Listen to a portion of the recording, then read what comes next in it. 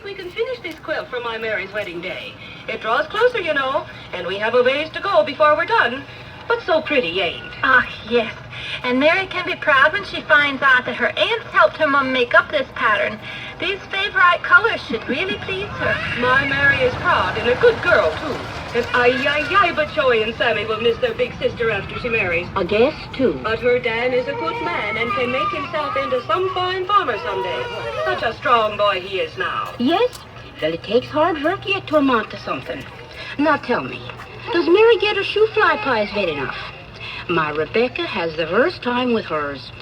Bread she bakes like her mom and grandma. But the shoe fly pies don't make for her still. Shush, Bubbly. Och, it wonders me if she has the colic. Och, no, it's just slow fruit. With my Mary, the shoe flies are so good her brothers and Pop can't get full of them. But her bread making isn't right. She gets too much flour and stuff in her bowl and on the board.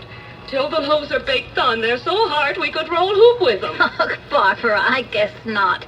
I always say if a young lady learns to bake the schnitz pies and the shoe flies, then the bread making comes too. And that reminds me, church is at our house on the 17th, and I ain't got time to bake 50 or 60 schnitz pies. We started stripping tobacco early this year, and Mose says I shall help him a few hours every day after milking. Now, Barbara, can you and Mary give some help over there in my kitchen? By noon on the 16th, we can have the pies on boards cooling if you have the time to spare. Well, yes, I help. The night of the 16th, we have a sing in the barn for the young people. Maybe schnitz pies go good with the cheese and cider I thought I'd feed them. Then we make more than 50 or 60 so we have enough to go around. Such a Grexing when there's not enough to snack on. SSS. Homemade ice cream in summer, pies and pretzels and cheese and dinner. These weddings every Tuesday and Thursday keeps a person busy too, though. Oh, I have it so in my back ever since the Byler girl, the next farm over, married. Just think, for 3 mornings after the milking and the barn chores was over, we stood and baked and cooked and made ready for the wedding meal. Mark my, but I ouched every time I bent. Yes, these weddings make fun, but they turn out to be all overwork for the women. Why, to sit down and sew the clothing the children must wear, and the men, too, takes much time. But then, too, the clothing lasts a while longer once. It ain't like the store-bought stuff.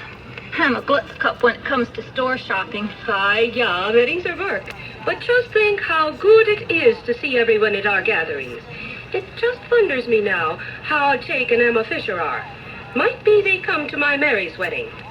When Chris married, Emma had her 9th boy, and we didn't see them then still.